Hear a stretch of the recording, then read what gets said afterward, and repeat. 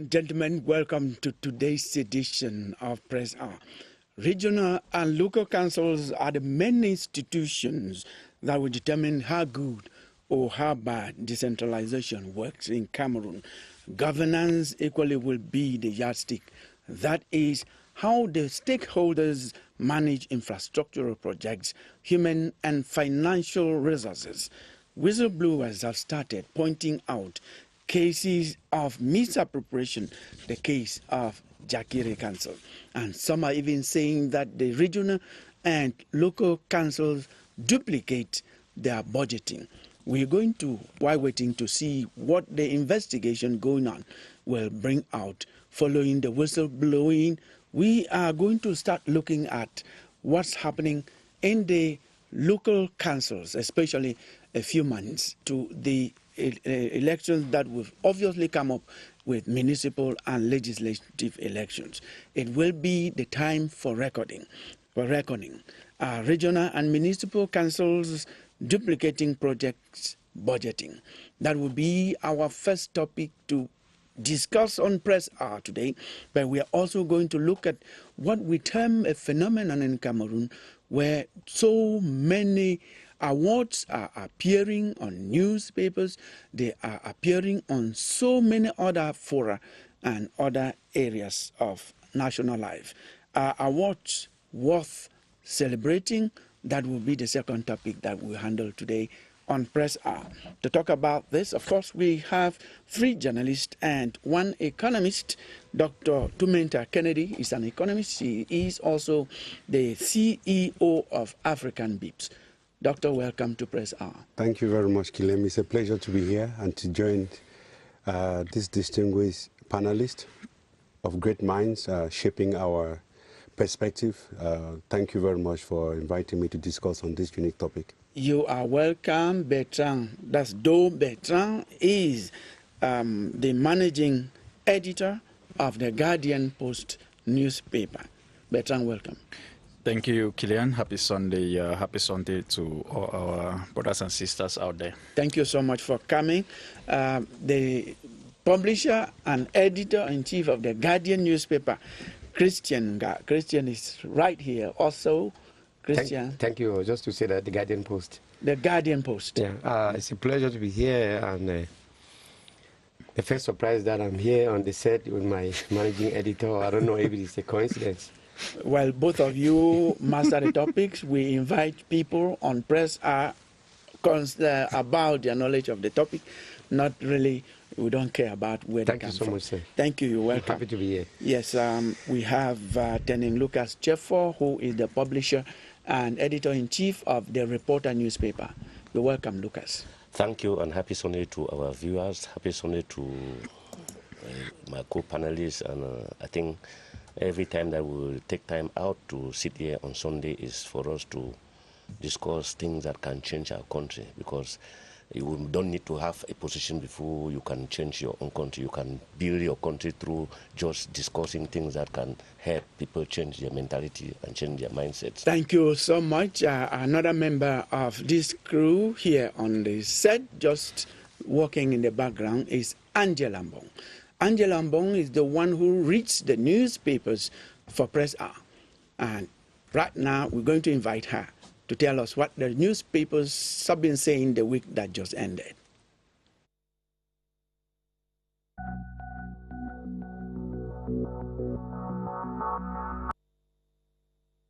Government investment priorities for the 2027-2029 period set the tone in newspaper columns this week, with healthcare cooperation, industrial policy, and local governance also featuring.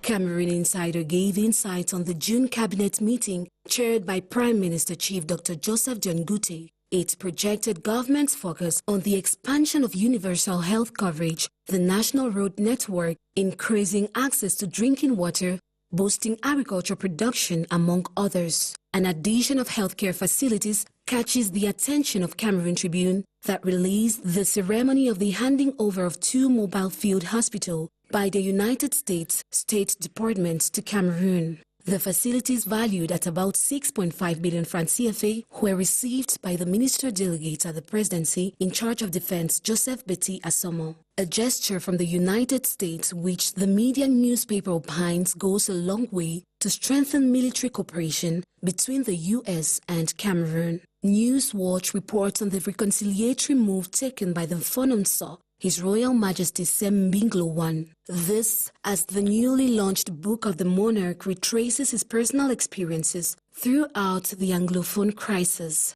Beyond recounting the hardship of the conflict, the newspaper highlights the author's appeal for forgiveness and lasting peace as the central message of the publication. From peace building to economic transformation, the Herald Tribune chronicles government industrial ambitions through the recent working visits of Mines, Industry and Technological Development Minister Professor Fu Callistus Gentry to Douala. The paper highlights plans to develop industries around hydrocarbons and bauxite, expand industrial zones, strengthen energy supply, and encourage investment in strategic sectors. Still on the outing of the interim minister, Municipal Updates presents government's decision to gradually phase out production of whiskey in sachets by December 18th. The measure reiterated during the visit falls in line with efforts to tighten regulation in the sector. Elsewhere, Eco Outlook raises concerns over the country's automatic tollgate system.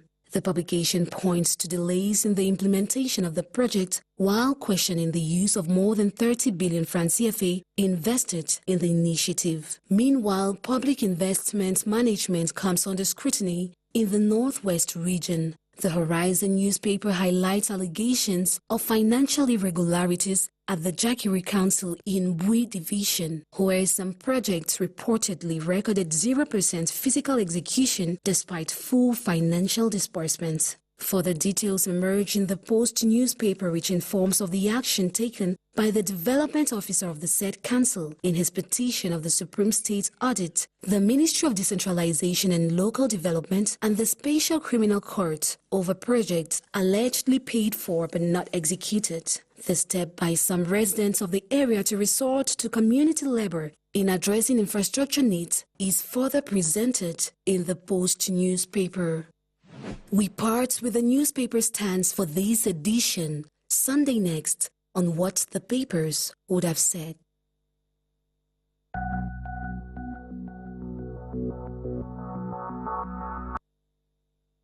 Thank you so much, Angela. Ladies and gentlemen, at this moment, we're going to invite one of our panelists, a newspaper journalist on the set. Bertrand, you should be the one to give us a talking point. We'll talk about that in a few minutes, and then we'll get into our discussion. All right. Thank you very much, Kilian, for giving me a pride of place in front of my boss and senior Teneng, publisher Teneng. You know, you're the youngest on the set, so yes, it's just normal that Benjamin should. Of course, President Pobia has said that we should. This is a mandate for youths and women. So I think what caught my attention more in the news this week is the international consultation that the Ministry of Finance, organized for us to see how we can rebuild and restructure Sonara that was partially consumed by fire in 2019. I think it's a project that has been dragging on, and we of the Northwest and Southwest Anglophones in Cameroon, we know how precious such a project is to us. And what really caught my attention in the exposés that were done is the fact that in the rehabilitation of this vital facility for our economy, there's a modernization aspect that comes in. Sonara, based on what was presented, and if implemented as it was presented, will, after completion, move production from 2.1 million tons to 3.5 million tons. And then the general manager, Haruna Bako, also mentioned, opening of new units and things like this. And I think this is more reassuring, especially in the context where we've been having this debate of this facility was consumed in the Anglophone regions by fire, and then we're seeing works ongoing in another region for, construction of another modern refinery and petroleum depot. I think what the minister is doing, it's really reassuring, and I think it's in line with government action, because this is a facility that will help you know, the economy, country. to boost the economy of the country, most importantly. Yes, not only of the Southwest. Yeah, of course. It's an infrastructure of national character, and the proceeds from there goes for the development of the entire country. Okay. Now, there is one thing that has come up on that facility you're talking about. It's about the refinery part of the structure. So in the modernization, I think people will be anxious to know whether we are still just going to deal with crude oil or we are actually going to refine our oil. I don't know. There are two other journalists who come in before I go to the Economist. Yes, Christian? Let me listen to the Economist. Yes. Okay. Yes, I think that with the supply chain challenges that we are having and the insurmountable bottlenecks placed on our budget because we keep on importing, paying quasi-subsidies on the pump, it is very important for us to go beyond just rehabilitating the refinery and making sure that we can tap in with the sub-region's supply chain, meaning that those crude oil that we can get from the sub-region, we can refine them. And most especially we beginning with our own? Yes, beginning with ours, but also bringing 2 or 3 other units to it, which is the production of, let's say, fertilizers. We can use those refinery today to produce agricultural inputs, fertilizers, and let's say certain petrochemical pesticides, which are important for us. So today, refineries are not just for petrol, but we should look beyond. And I think that the Ministry of Finance and the project management team will be looking beyond that. And that will bring in a multiplier effect in that region because it's an agricultural basin with the CDC. And if you bring in not just petroleum, by making sure that we tie to the CEMAC sub-region strategy, which is building a mega refinery. You know, that's not our focus for today, but Lucas and Christian, this is a state-owned refinery company.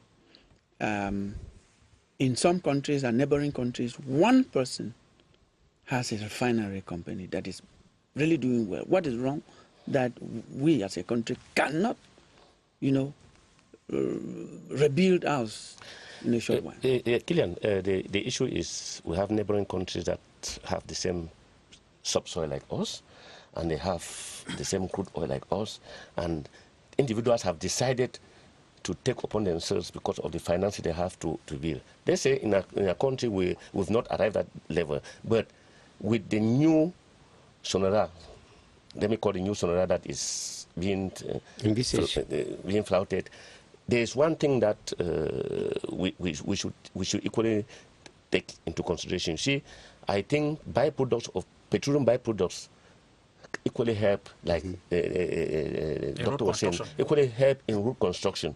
We can't have impassable routes even in Limbe when we know that after producing this, we can have tar. We can have things that we can use to construct our roads with. And there had always been a debate when Sonora was there.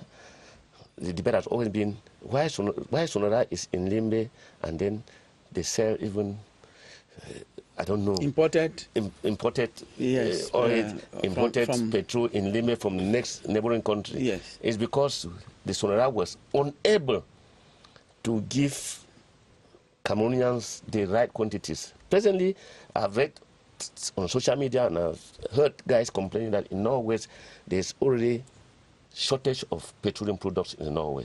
And that is something that I think Norwesterners should be very happy that Sonora is going to come back and then we might have these things. Don't forget about the war in Ukraine that has... We should not be happy that is going to come. We should be happy that is there. Yeah. No, I think, personally, I would like to appreciate what the Ministry of Finance is doing with regard to revamping Sonora and taking it to the next level. But my only fear is let's not politicize the restructuring process. We should put the right people in the right place to oversee the restructuring of Sonora. I think if we get to that level, we'll move forward. Right away, we're going to move into our focus. The first topic that we have today to discuss is about regional and municipal councils. There's been allegation, a kind of call, whistleblowing in one of the councils that came calling for the Supreme State Audit control, calling also on the Special Criminal Court and some other courts to investigate a council. I think that is, without, talking particularly stigmatizing that council, is it something that is widespread in Cameroon? Yeah, actually, with the whistleblower from Jakiri, and the Jakiri Council has put Jakiri on the forefront, but it doesn't mean that it's only Jakiri. Maybe in other councils, I even believe that other councils are even doing worse than Jakiri, but people have not taken up the issue to the public. And when somebody, first of all, is a parliamentarian and he leaves parliament to become a mayor, there's something that is actually not going. Either he wants to use his immunity as parliamentarian to do certain unorthodox things as a mayor, or vice versa. But what I'm saying is that the issue in councils today, when you see most people who can quote so many people that went for parliamentary elections and left parliament and are in councils, it means there's more money. It is their choice. Yes, it's a choice. have a right. It means there's more money in council. Because of the money that is involved in the new decentralization era that we have. Decentralization. And they are not going there actually to work for the people, because if actually they were working for the people, you will not even care to ask who is mayor or who is not. If my mother gets up... I think you should not generalize. There are mayors who... Yeah, I'm saying that. I'm saying that, let me tell you, when the French Revolution started with the price of bread, the women started asking that, but who is the president of the country? If the price of bread had not gone up, nobody will ever ask. It's the same thing in councils. If my mother gets up and can go to a hospital that has been equipped by the council, can use a market to farm road that has been built by the council, my mother will never ask who is mayor. She will never ask who is mayor. But when once all those facilities are not there, they'll start asking who is mayor. And they say there's money in the council. What is happening to the money in the council? And you see most mayors have actually built mansions out of their own council areas. I don't want to call names, but I know of mayors that have built mansions out of their council areas. And all of this, Killian, I think all of this, it boils down to the fact that the laws in place are not being implemented. If Article 66 was fully implemented, where once you are elected as a municipal authority, you declare assets before starting your 5-year mandate, some of these mayors will not pilfer resources as they are allegedly doing. The issue of control of projects. We have mayors who award contracts to themselves. I think almost every mayor in this country is a contractor. The Public Independent Conciliator for the Northwest and Southwest have indicted mayors in their annual reports. Over the years, in the Southwest, without mentioning the name of the mayor, it was even a city mayor that was indicted for, awarding almost all contracts to himself and executing them. So it means you are the mayor or the city mayor, you are actually the contractor at the same time, and when evaluation control missions come, you are the one that responds to them. So I think that moving forward, authorities need to see how we can, the issue of control should be really strictly implemented. I think one thing we have to say here, what is the role of the supervisory authority, who is the SGO? In all of this mismanagement and the things that we see. All of those things are done with complicity with them. Exactly. Because you see, some of these mayors even get involved in some of these thievery activities because they claim, when you talk to them privately, there are a lot of demands from the supervisory authority for almost every activity. Even an activity like the 20th May that is sponsored from Yaoundé, they still hold mayors by their necks to contribute. The Minister of Territorial Administration stopped that. So that's not what happens. No, it is still happening. We still see them asking for 11 February contribution. There was a time that May. a communique came out where an SGO was asking for, even contributions for burial of, I don't know, a relative. Some of these things are not supposed to come up. So, supervisory authorities in the decentralization era, what is the administrative authority doing in the control chain, in the control chain? See They are not vote holders. They don't have the see what votes of happens in the population. some civilized, some developed countries that we know so well to stop some of those things. You say you know the mayors. All of you have said you know you will not name them. It is not good to name them here, but there's a place where you should name them. In those developed countries, what they say is, if you see something, say something. Now you are members of the press. Why don't you blow the whistle? You have to be sure about the facts that you have to call somebody's name. For your information, the case of Jackie is even still being disputed. Even though it is in the newspapers, it's on the social media, he may still go free. Because an allegation, an accusation doesn't tag the person to a crime. This is what I expect. So, but what I've said here, which is a fact, is that, and even those who do the controls, they know that almost, if not all the mayors in this country are contractors. And Killian, They how award most of do the you contracts explain to the the fact councils to that themselves? councils in Northwest and Southwest that are conflict hill regions execute public investment projects more than councils in the other hill regions? How do you explain this? It shows that there is an issue of control. Now, to come back to the question you asked, that we journalists are not doing our job as whistleblowers to send our... We have allegations are sent to us on a daily basis. But since we are operating in a country where the media does not have the Access to Information Act, that might compel a public office holder to give us information. You cannot go and publish an information that are accusing a public official of embezzlement, corruption, and things like that without having his own side of the story. There is no legal document that compels this official to respond to you. If we had this, we will go on with some of these investigations and authorities will be held to account. And why is the PFARIN going on at the lower level the way it is? Because it starts from the top. Why should a public office holder at the grassroots? I know that your newspaper publishes the public investment budget. Of course. Yes. The public investment budget is already a document with which you can work. We used to publish it doesn't even come again. For more than 3 years now. You don't publish that. You have access to that. Begins. You have access to that. No, we don't have. Mr. Moreto, Joe Bertrand was talking about corruption right from up there, to where we are talking about, the local councils.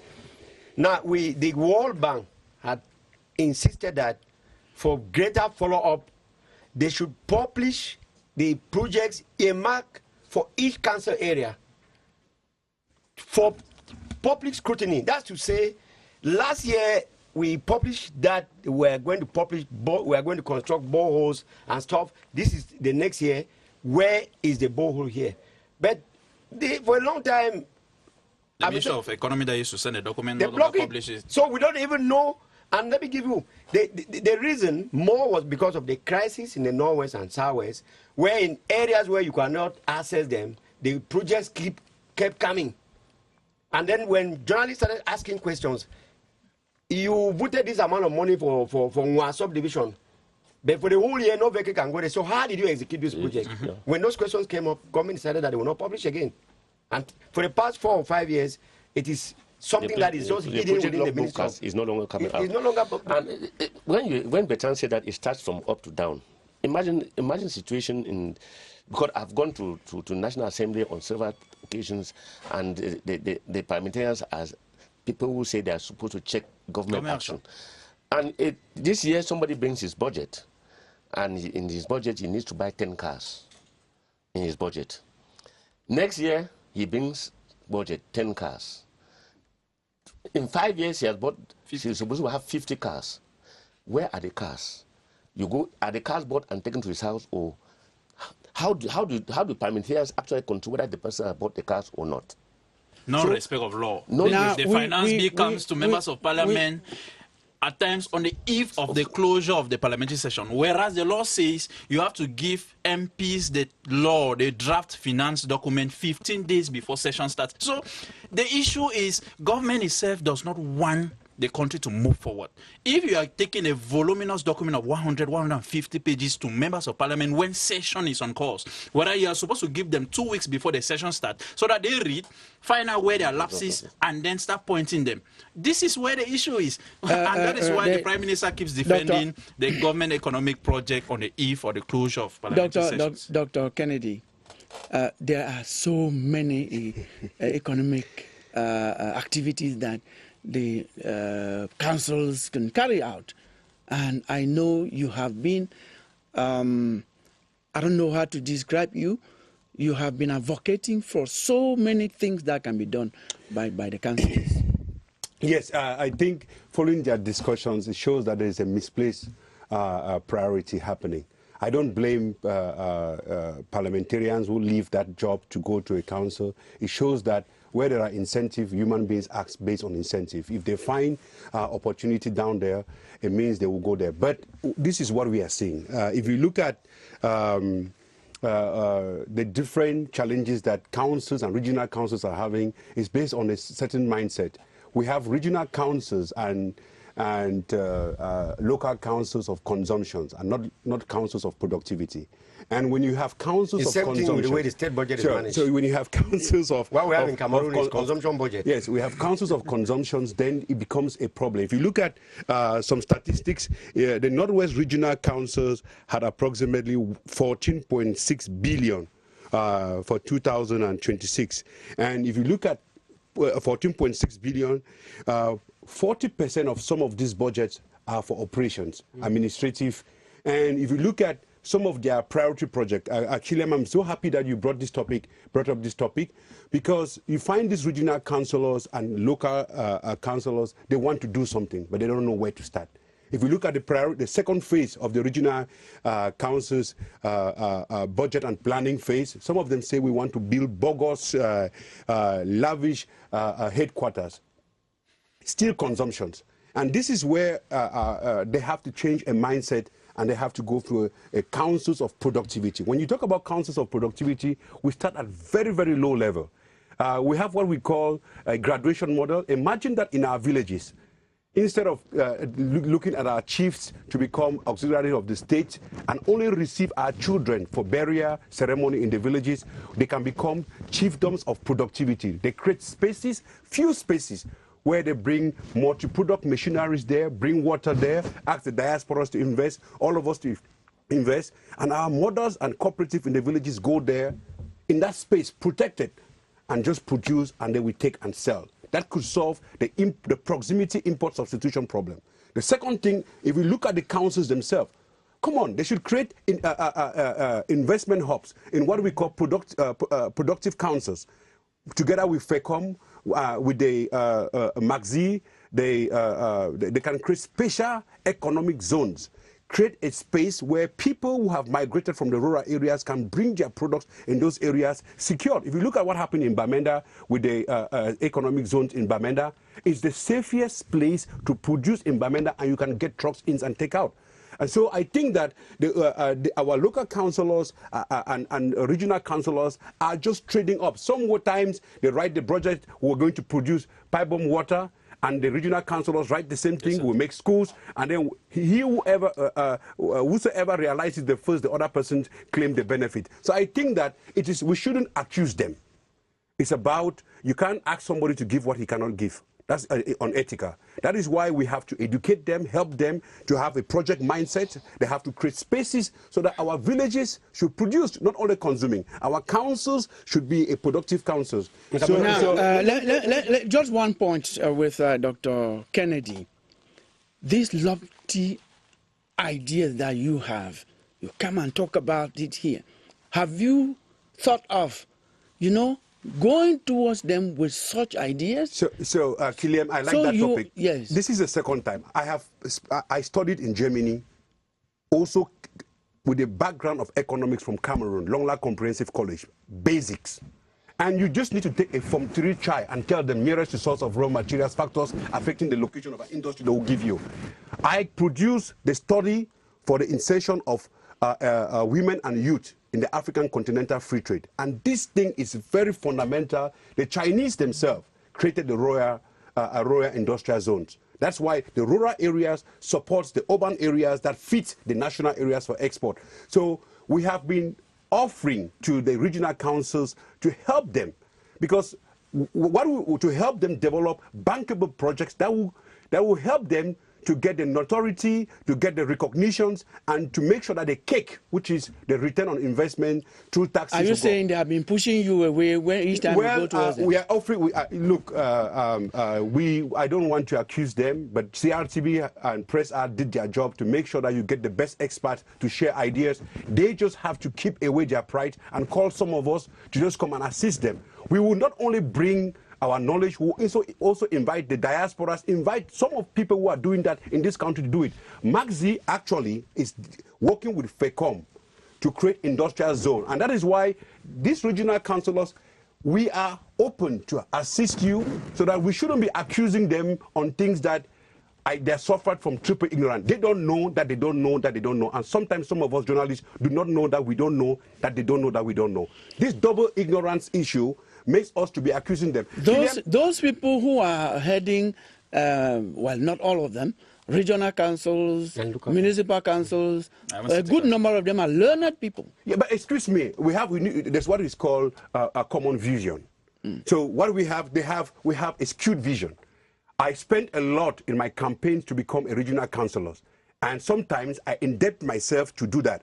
And the only way you see it is how to raise money to cover it. But another way you could say, how do we make the cake to be bigger so that my municipality gets bigger and the little portion I have, the return on investment is bigger. So I think that as we move towards the elections very soon, we should be able to educate our populace, the population, to judge them based on the opening of projects and opportunities that will create jobs, that will make sure that proximity solutions are given. And at the same time, we need to also help them, those who are running for offices, to be able to come out with a vision that is being bought by their population, both at home and also displaced or in other parts of the country. You have just touched where we're going to end, that elections are coming up, and the people should... I've been trying to pick a few things from what he's saying. The key thing which Doctor pointed out there is vision. And that is where our councils have problems. Remember, we have what we call in this country the civil service mentality. 90% of our councils are run by civil servants. Look at their performance. Look at the performance of councils that are run from people from the private sector. If you permit me, I will call the name of the mayor of Mkambe. He's from the private sector. Look at his performance. If we go by what he is saying, we look for people who have vision for their councils, for their communities.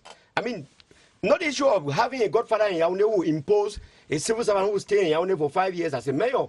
How do you expect that kind of a council to perform? So in the next election that is coming, hopefully in January, I think, especially with the ruling party, where, I'm sorry to say it, where you have to pass through the central committee to impose somebody who does not deserve to be a mayor because he's a civil servant.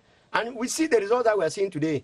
If we love this country, we should allow the local communities to choose who they want to be their mayor. And not this whole issue of party discipline and the rest. Doctor said something that all along I've been drumming on it. This issue of a mayor, his only achievement is a town hall. A town hall of... That benefits just the workers of the council. 5-story building, and they're using only the first floor. All the other floors are empty. And that is what he will use as his trump card to be re-elected. Now, those mothers in the village don't even go to the town hall. So what is the town hall? What is the use of a town hall for them? And then if you have a town hall, why can't you use it to generate income? Why not bring all the divisional services that are there to take apartments there so that you can generate income? And that income that you generate now, you can redeploy it in other things. In the Northwest, go to the Northwest, there are no councils in Norway that have gigantic buildings.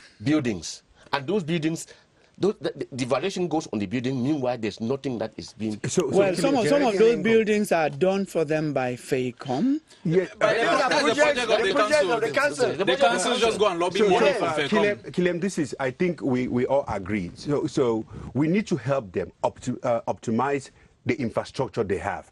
We need incubators. We need to... Why should people be in the villages? We know the councils, they have pure electricities, or in other areas. Give them some rooms. give them rooms there, they rent, create incubation centers. So we have to convert some of this consumption infrastructure into productive infrastructure first. Secondly, there are a lot of approach that we can help the councillors to raise money, because with the decentralization, your communities has to create opportunities for the informal sector to migrate into the formal sector so that they can pay taxes.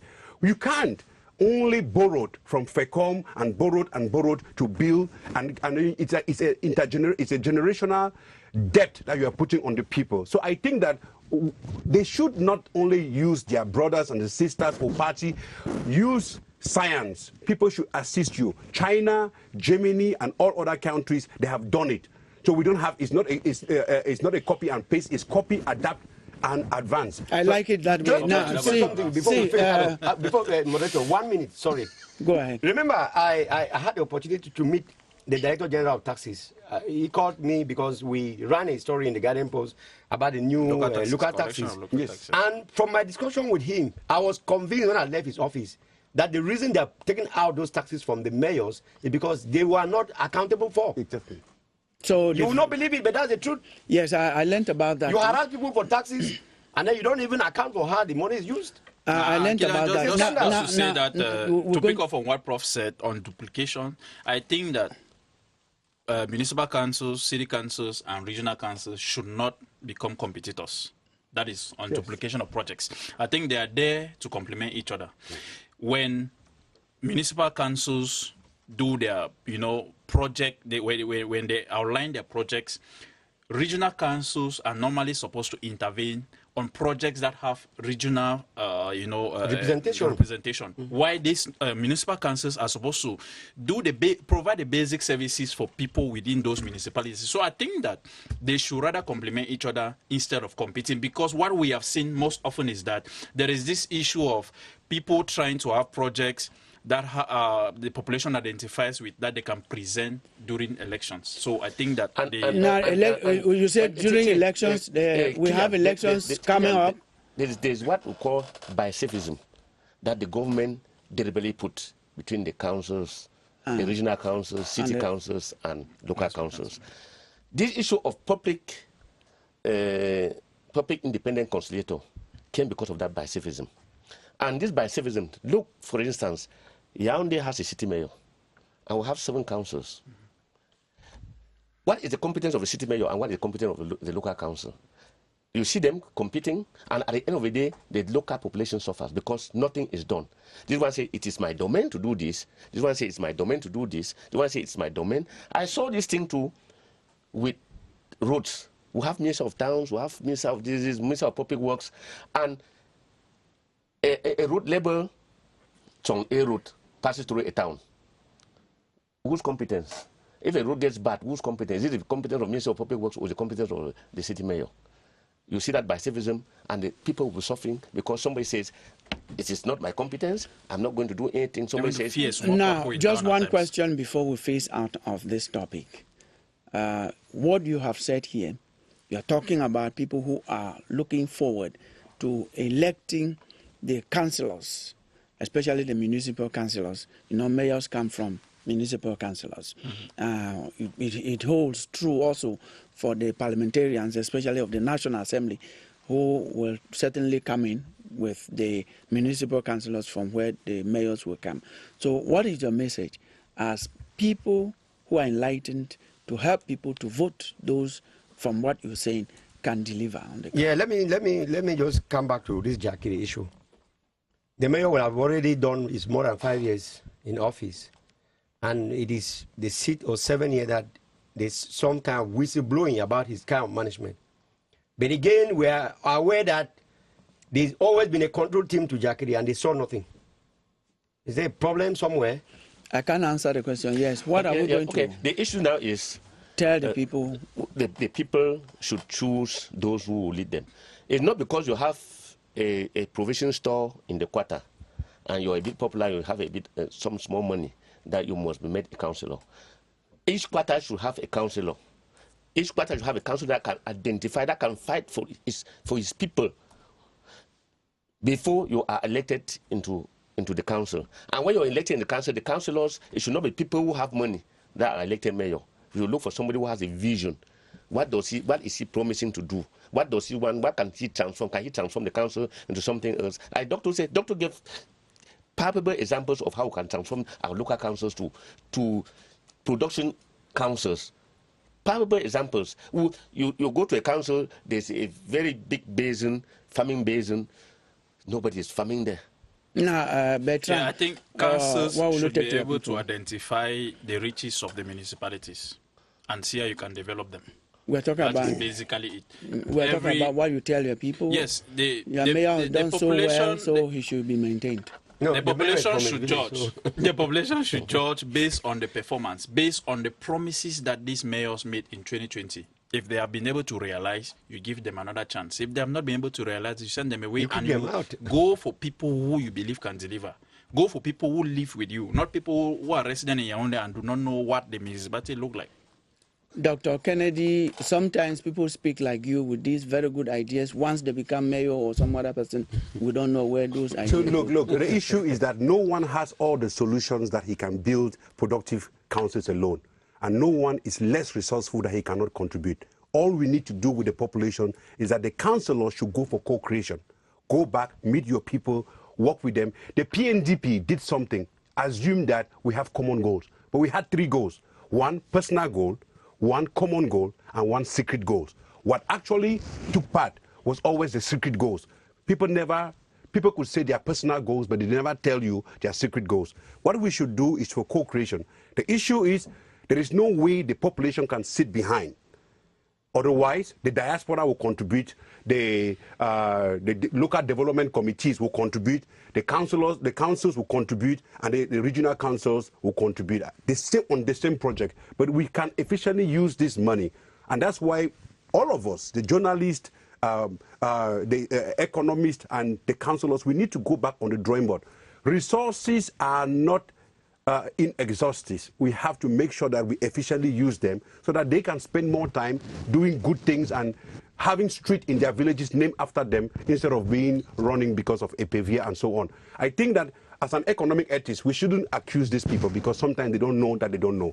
All we need to do, educate the population that we should go on the drawing board, and then on the other side, tell the councillors that people need a council that generates wealth. What am I going to do to generate local wealth? Because, Killiam, why I'm feeling so emotional is because the African Continental Free Trade will sanction people even in their village. When a product is produced very well in Kenya and can get into my village, it doesn't matter whether I am from Jiniki Gem or from Gokutunja or from Benja. The thing is that I want to look at is it a good quality, is it a good price, and is it available? So we shouldn't tarnish the image of our councils by allowing them not to generate what we call local wealth. What do we have locally? How can we improve it? They should buy machineries and put there, bring photovoltaic, what we call renewable energy, and put in a local area and invite people to go in and produce. And then the council should collect it and sell.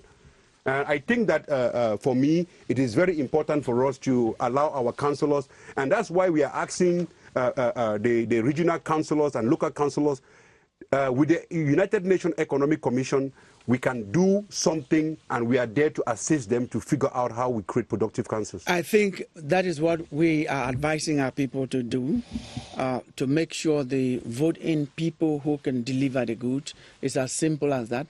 I think that there's no one, even those who are coming, they want people who can develop our societies. Yes. That's what and with that, we're going to move on to our second topic, which is about awards. We have so many awards.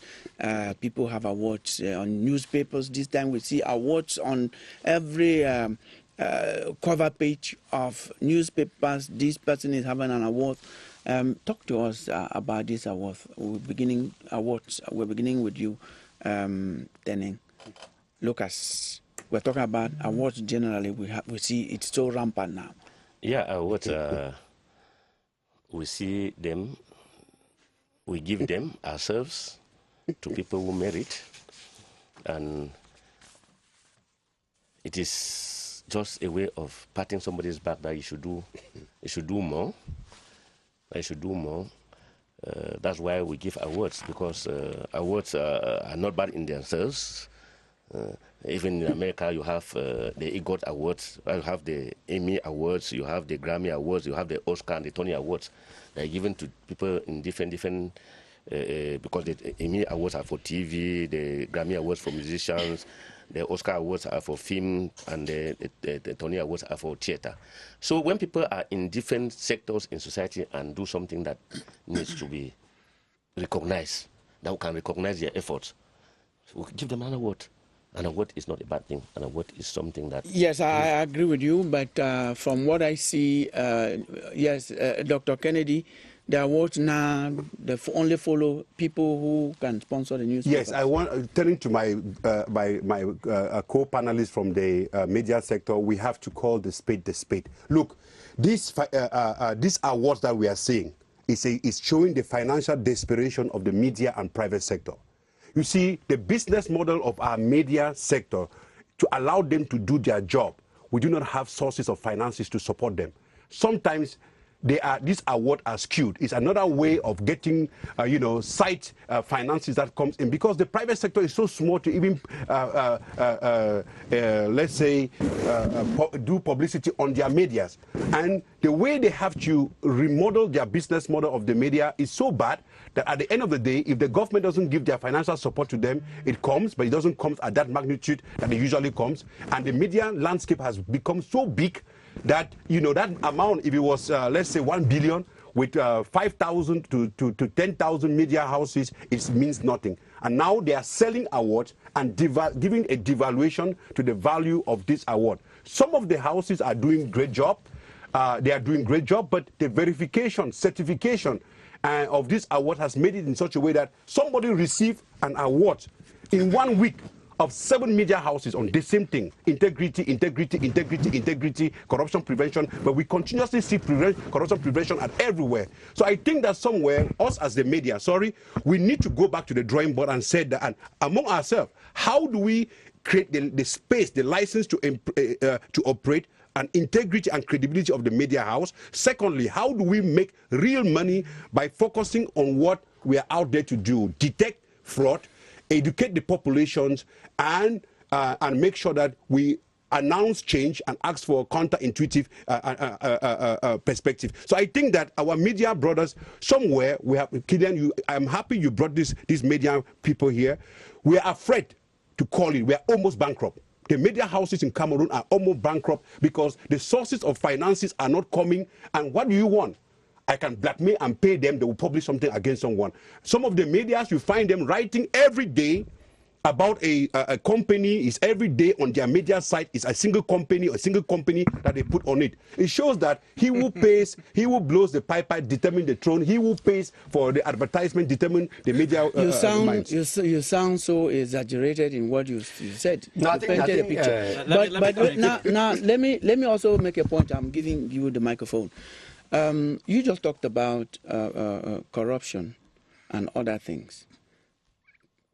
We don't have to minimize what those people do, because imagine if they were not there, the gravity would have been. Killian, thank you for raising this point. You know how much I'm interested in corruption prevention mechanism. The issue is that there are two types of things that I'm criticizing. First of all, we need to show the right people, but we shouldn't take the symptoms to be the causes behind. The problem we are seeing, Killian, if you ask them behind, I'm sure they will tell you the financial desperation. With the advent of social media, with the advent of everything, people could take their phone and they create.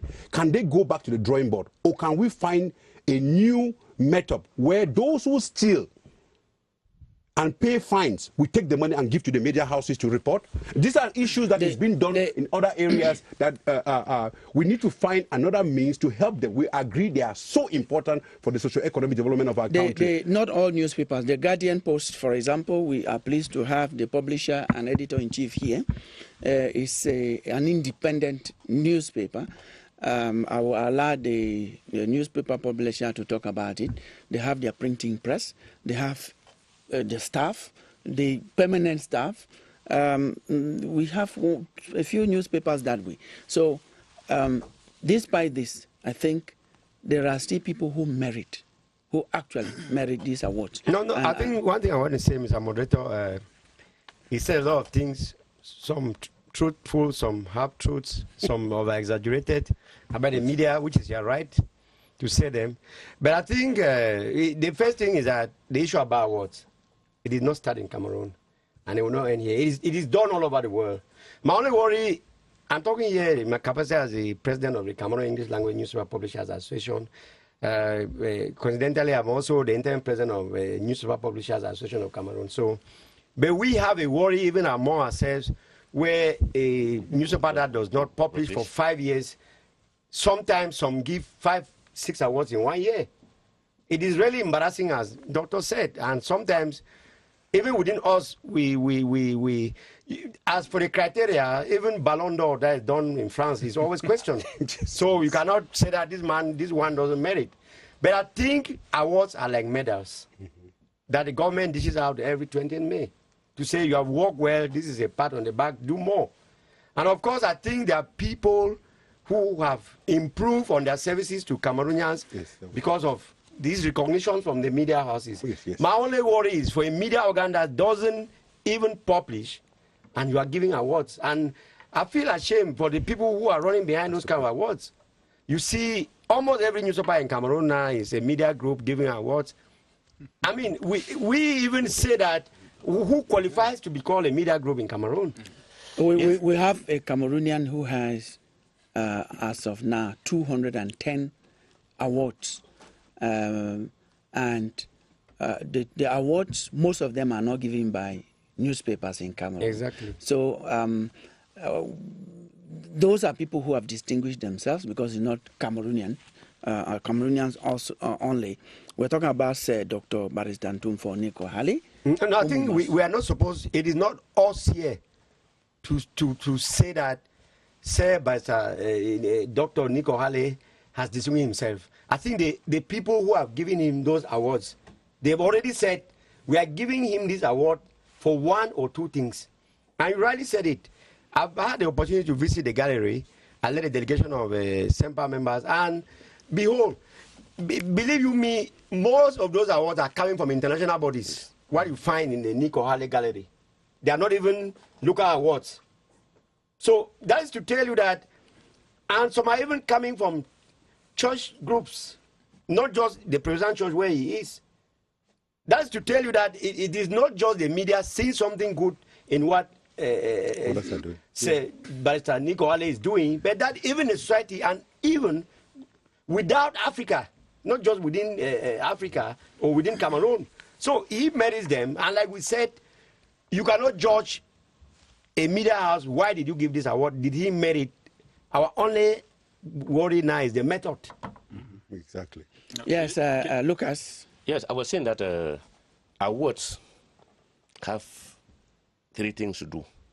The first, awards validate hard work. When you have an award, it validates hard work. Then, it boosts people's morals. It can boost your morale, and when it boosts your morale, you do more. Then, it inspires future excellence. Yes. An award inspires future excellence. And it doesn't inspire only in the person who are taking the award, it inspires in others who are around. Yes, yes. They want to work like him, they want to equally have an award. And like we say, Napoleon said, men are led by toys. So let the men be led by toys. And those are the toys that make life interesting. 1 minute, he just said something here. When we visited the Nico-Halley Gallery in Douala, I had the opportunity to meet with some government ministers, and everybody was like, how do I get my own? I mean, I told them, I simply tell them, you work hard. Everybody, and people are rushing to go visit the Nico-Halley Gallery because they believe that he merits those awards. I visited the gallery myself, and I've had occasion to hear that he has rejected more than 12 awards proposed to him. Awards that have strings attached, he rejects them from a distance. Not yet. For that No, one, he says it publicly. He says it publicly, you are rejected. Even medals, when you were in the National Bilingualism Commission, he has rejected a medal. He said, I don't know what I've done to merit a medal. A government medal, he has rejected it. So he is not, Nico-Halley is somebody who is so strict, so clean that you try to meddle with some of those things. You bring a word that he doubts you, he will not even take. He will not even. No, to talk about the medal, I talked to him one-on-one, and this is what Nico Hale told me. He didn't actually like refuse or reject the medal. Okay. Because to say reject will be like disrespect for the state authority. He simply said, when I will have done what I want to do at the Bilingualism Commission, I would accept the medal. But for now, we are still struggling to do what we are put there to do. When we do it, I will readily accept the medal.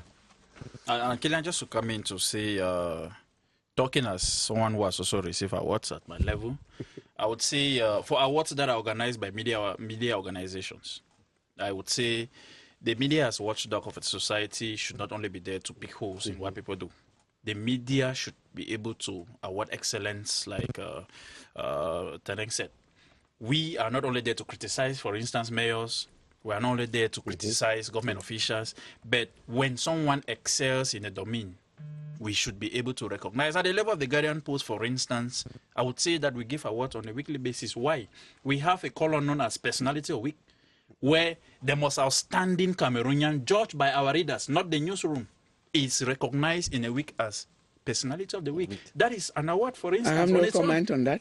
Yes, that's an award on its own.